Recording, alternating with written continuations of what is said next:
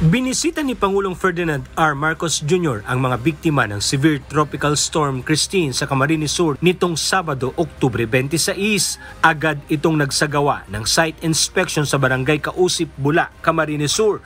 Pagkatapos nito, agad naman nitong tinungo ang Naga City Hall na siyang naging pansamantalang evacuation center ng ilang mga residente. Kasabay ng pagbisita ng Pangulo ay ang pag-abot ng financial assistance mula sa Office of the President na nagkakahalaga ng 50 million pesos sa Albay Provincial Government at 30 million pesos sa Naga City Government. Sa kanyang pagbisita sa lalawigan, tiniyak ni Pangulong Marcos na patuloy ang paghahatid ng pamahalaan ng tulong para sa pagbangon ng mga apektadong lugar mula sa kalamidad. Nais ding matiyak ng punong ehekutibo sa kanyang pagbisita na nasa mabuting kalagayan ang mga evacuee matapos na lumubog sa baha ang kanilang mga bahay. Kasabay ng pagdalaw ng Pangulo, inumpisahan na rin ang pamamahagi ng cash assistance sa tulong ng Department of Social Welfare and Development o DSWD. Bukod pa ang pamamahagi ng family food packs na nasa 56.5 million na halaga para sa buong Bicol Region.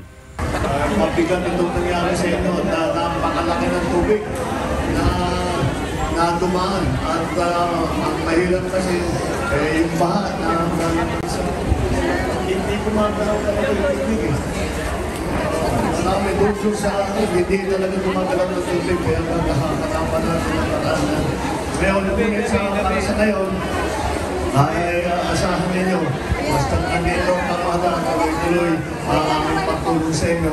Binigyang diin ni Pangulong Marcos ang kahalagahan ng flood control infrastructure sa lalawigan.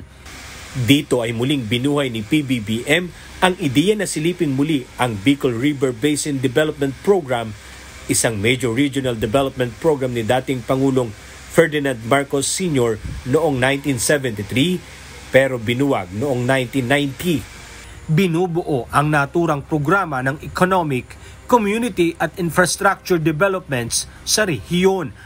Aniya, itutuon ang proyekto sa flood control aspect at target na masimulan bago o sa taong 2026.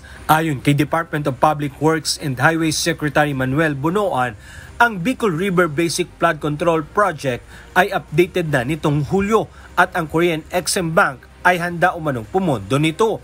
Maliban sa tulong para sa displaced families, dumating na rin sa Naga City ang augmented rescue equipment mula sa Metropolitan Manila Development Authority o MMDA, ang 5 solar-powered water purifier at 2 4K Achilles rubber boats, 6 na chainsaw at 25 life vest.